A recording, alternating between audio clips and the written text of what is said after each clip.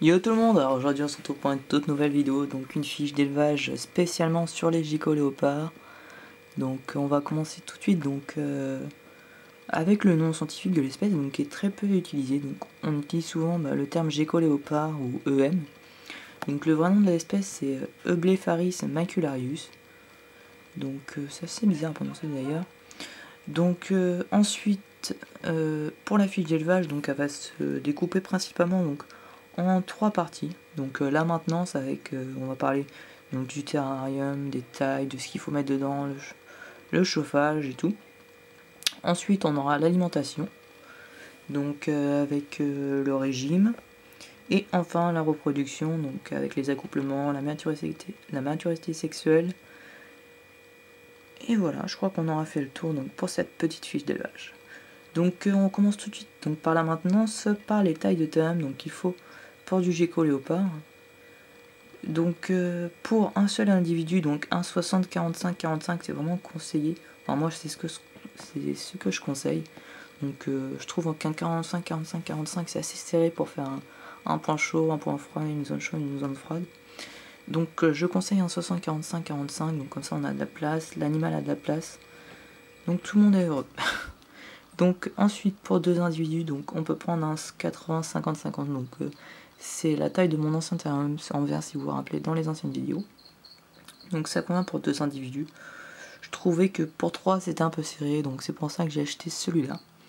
Donc celui-ci, donc c'est un 120, 60, 60, ça convient pour de 3 à 5 individus. Donc on peut faire ainsi un trio ou un 5-tuplé, je crois qu'on appelle ça comme ça. Donc voilà. Donc ensuite, niveau température, on a de ce côté-ci la zone chaude, la zone froide. Ensuite on a le point chaud, donc qui est sous la lampe, qui est au niveau de la branche et de la pierre. Donc à ce niveau-là, ils font entre 33 et 35 degrés. Donc à vérifier avec un thermomètre laser, donc c'est une température de surface.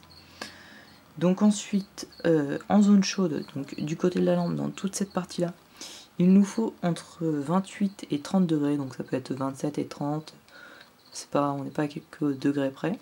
Mais voilà, il faut vraiment une température un peu plus chaude. Et enfin, de l'autre côté, donc toute cette zone-là, avec les boîtes à mue, donc où il nous faudra une température comprise entre 24 et 27 degrés. Donc voilà pour les niveaux de température. Ensuite, pour le terrarium, donc on va commencer tout de suite avec le substrat. Surtout pas de sable, pas de copeaux, enfin moi j'aime pas tout ce qui est pas naturel, donc pour les substrats non naturels je vais pas vous conseiller, mais pas de sable et pas de copeaux. Vous allez dire qu'est-ce qu'il faut comme substrat alors? Donc comme substrat il nous faut soit un substrat du type excavateur, donc c'est un mélange de sable et argile, enfin c'est quelque chose qui ressemble, et c'est vraiment quelque chose une fois sec qui va vraiment être dur, rocheux, comme dans leur habitat naturel. On peut reproduire donc ce substrat comme je l'ai fait, soit en ajoutant de la terre, de l'argile et du sable. Donc on peut remplacer la terre par de la tourbe, donc c'est le substrat que j'ai actuellement dans le terrarium. Soit mettre seulement du sable et de l'argile, donc c'est l'ancien substrat d'Epogona que j'avais fait moi-même. Donc voilà. Donc contrairement à ce qu'on croit, les geckos ne sont pas, enfin quand on dit désertiques, les gens s'imaginent des grandes dunes de sable. Non, les geckos vivent comme je l'ai dit avec le substrat, dans une zone plutôt rocheuse, donc vraiment un habitat avec pas de sable, vraiment que des roches. Donc dans cet habitat avec des roches, ils trouvent donc des coins humides. Donc on essaye de reproduire dans nos termes avec les boîtes à mue. Donc il y en a une juste là, et la deuxième est au fond, derrière le tronc en liège. Donc ces boîtes à mue, on pourra mettre dedans donc de la vermiculite ou de la sphaigne, toujours à veiller à la garder humide. Donc, et ces boîtes serviront donc de cachettes et en même temps de boîtes à mue, donc pour que les geckos puissent muer. Donc ils mangent leur mue, donc c'est assez rapide, la plupart du temps ils font ça la nuit.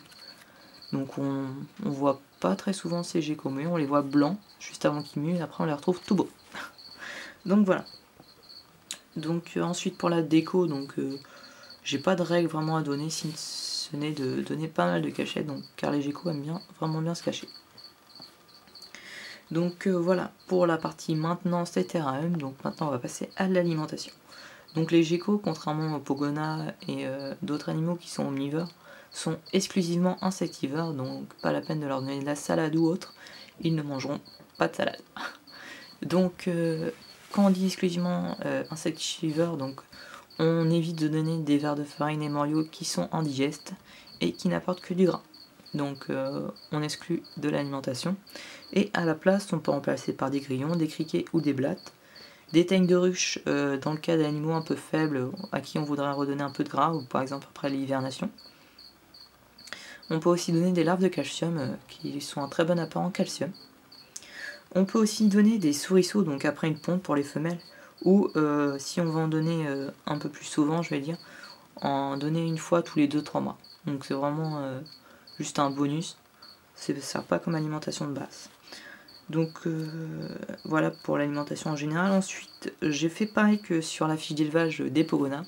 J'ai découpé donc les stades d'un gecko donc en 3 stades. Donc on a le stade bébé, donc de 0 à 6 mois, où on nourrit donc tous les jours à volonté, voire plusieurs fois par jour si on en a la possibilité, avec des grillons de taille adaptée.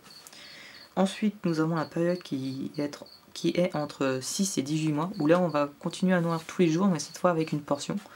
Donc j'ai pris entre 5 et 7 grillons, donc ce qui correspond à 2-3 criquets.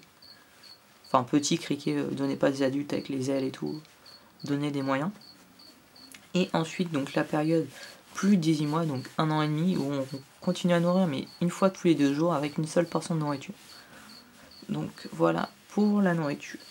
Donc ensuite pour l'alimentation, il y a aussi donc des compléments à donner. Donc calcium 2 à 3 fois par semaine.